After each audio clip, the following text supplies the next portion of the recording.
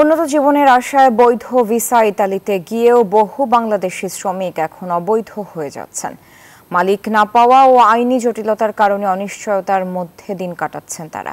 চলতি মাসের 31 তারিখ জর্জিয়া মেলোনির ঢাকা সফরে দুই দেশের শীর্ষ পর্যায়ে বৈঠকে বিষয়টি নিয়ে আলোচনা হবে। ইতালির মিলান থেকে সাইফুল ইসলামের তথ্যচিত্রে ডেস্ক রিপোর্ট। ইতালি সরকারের স্পন্সর ভিসার আওতায় বৈধভাবে দেশটিতে আসা হাজারো বাংলাদেশি শ্রমিক মালিক না পাওয়ায় কাজে যোগ দিতে পারছেন না। ফলে বৈধ ভিসা থাকলেও অনিশ্চয়তার শিকার হচ্ছেন তারা। বান্ডেল থাকলে প্রতি সেনমানিতে টাকা বাঁচবে। বিকাশ সেনমানি বান্ডেল কিনে জিতুন প্রতি লেনদেনে। সম্প্রতি রোমে বাংলাদেশ দূতাবাসের শ্রমিকদের পক্ষ থেকে রাষ্ট্রদূত রকিবুল হকের কাছে স্মারকলিপি প্রদান করা হয়। একই দিনে সংবাদ সম্মেলনে তারা তাদের ভোগান্তি তুলে ধরেন।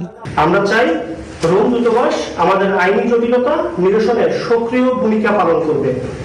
বাংলাদেশ সরকার এই বিষয়টিকে রাষ্ট্রীয় অগ্রাধিকার দিবে এবং ইতালির সাথে কূটনৈতিকভাবে দ্রুত সমাধান করবে।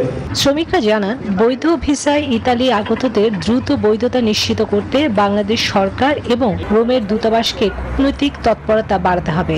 পাশাপাশি দালালদের প্রতারণা ঠেকাতে বিনামূল্যে আইনি সহায়তা নিশ্চিত করারও দাবি জানান তারা। বৈধভাবে এসেও আমরা এখন পর্যন্ত কাগজ পাইনি, যার ফলে আমরা বৈধভাবে কাজ করার যে একটা সুবিধা এদেশে, এই সুবিধা আমরা ভোগ করতে পারতেছি না। এমনকি আমরা নানান ভোগান্তিতে আছি। আসার আগে বলা হয় 6 মাসের ভিতরে কাগজ করে দেওয়া হবে, কিন্তু এখন 3 বছর হয়ে গেল এখনো কাগজ করে দিতে পারে না। আমাদের এই সমস্যাটা দ্রুত সমাধানের ব্যবস্থা না করে তাহলে আমাদের পুরো ফ্যামিলি, আমি যে এমন একা না, এরকম হাজারো ফ্যামিলি আছে যারা পথে বসে যাবে। দূতাবাসের আশ্বাসে কিছুটা স্বস্তি পেলেও দ্রুত বৈধতা নিশ্চিত না হলে শ্রমিকরা কাজ হারিয়ে দেশে রেমিটেন্স পাঠাতে পারছেন না।